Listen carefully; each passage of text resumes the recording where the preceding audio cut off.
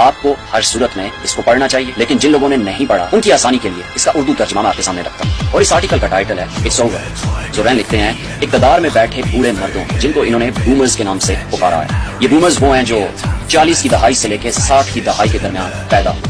اقتدار میں بیٹھے بوڑھے مردوں اور عورتوں کے لیے اب سب کچھ ختم ہو چکا ہے۔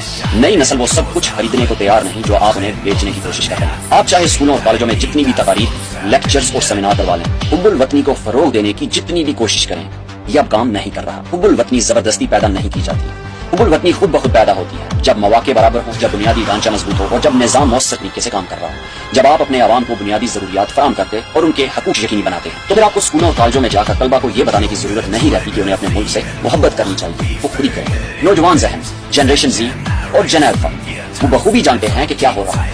آپ کی مسلسل کوششوں کے باوجود کہ آپ ان پر حب الوطنی کا اپنا بیانیہ مسلط کریں، وہ سب کچھ صاف صاف دیکھ رہے ہیں۔ انٹرنیٹ کی بدولت اور اس معمولی سی تعلیم کی وجہ سے جو ابھی باقی ہے، آپ کی ان تمام کوششوں کے باوجود کہ عوام کو جتنا ممکن ہو ان پڑھ رکھا جائے، آپ ناکام ہو چکے ہیں۔ آپ اس میں ناکام رہے ہیں کہ لوگوں کو یہ بتا سکیں کہ انہیں کیا سوچنا چاہیے، کیونکہ اب وہ خود سوچ رہے ہیں۔ ہو سکتا ہے کہ وہ اپنی جان بچانے کے لیے کھول کر بولنے سے گھبراتے ہیں کیونکہ وہ سانس لینا پسند کرتے ہیں، لیکن وہ اس خود ساختہ نیکی، اخلاقی برتری اور بناوٹی اقدار کے پردے کے پیچھے چھپی حقیقت کو صاف دیکھ رہے ہیں جسے آپ نے بڑی باریکی سے تیار کیا۔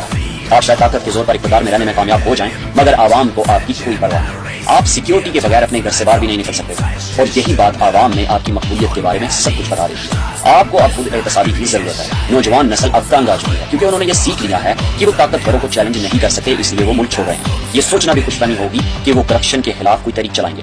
وہ خاموشی سے نکل جانا بہتر سمجھتے ہیں، پیچھے مڑ کر نہیں دیکھتے کیونکہ ان کے وہ دوست جو بولے تھے خاموش کر دیے گئے۔ لیکن بوڑھی نسل بومرز کے لیے یہ سب کچھ ختم ہو چکا ہے، ان کے لیے کوئی مستقبل نہیں۔ نوجوان آبادی اور موجودہ حکمرانوں کے درمیان ایک بہت بڑا خلا پیدا ہو چکا ہے، کوئی مشترکہ بنیاد باقی نہیں ہے۔ جنریشن زی تیز انٹرنیٹ چاہتی ہے جبکہ اقتدار میں بیٹھے لوگ مضبوط فائر وال چاہتے ہیں۔ جنریشن زی سستے اسمارٹ فون چاہتی ہے جبکہ بوڑھی نسل اسمارٹ فونز پر ٹیکس لگانا چاہتی ہے۔ جنریشن زی فری لانسنگ پر آسانیاں چاہتی ہے جبکہ بوڑھی نسل فری لانسنگ پر مزید پابندیاں لگانا چاہتی ہے۔ یہی وجہ ہے کہ حکمران ہار چکے ہیں۔ آپ جتنی مرضی سازشیں بنا لیں، جنگیں کر لیں، جنریشن زی ان سب پر میمز بنا رہی ہے۔ آپ مین اسٹریم میڈیا کو سینسر کر سکتے ہیں مگر جنریشن زی رمبل، یوٹیوب اور ڈسکارڈ جیسے پلیٹ فارمز پر جا کر اپنی آواز بلند کرے گی۔ بوڑھی نسل اب آپ خیالات پر پابندی نہیں لگا سکتے۔ بومرز اب نوجوان نسل کے خیالات پہ پابندی نہیں لگا سکتے۔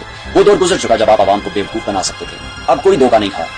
ہاں ہمارے پاس لائبریریاں نہیں ہیں، ہاں ہم فلیٹ کرائے پر نہیں لے سکتے، ہاں ہم گاڑی خریدنے کی استطاعت نہیں رکھتے، اور یہ سب آپ ہی کی پالیسیوں کا نتیجہ ہے۔ ایک ایسی معیشت جو اخلاقی لحاظ سے بھی آپ سے بدتر ہو چکی ہے۔ اس کے باوجود ہم زندگی کو گھسیٹ رہے ہیں۔ ہم کتابوں میں، سوشل میڈیا میں، کافی شاپس میں، جتنی بھی مجھے ناپسند ہیں، اور ڈبل پیٹی بیف برگرز میں سکون تلاش کرتے ہیں۔ ہم اس گدلے نظام میں راستہ بناتے جا رہے ہیں۔ ہم ٹی وی پر آپ کی باتیں نہیں سنتے کیونکہ اکثر آپ جو کچھ کہتے ہیں وہ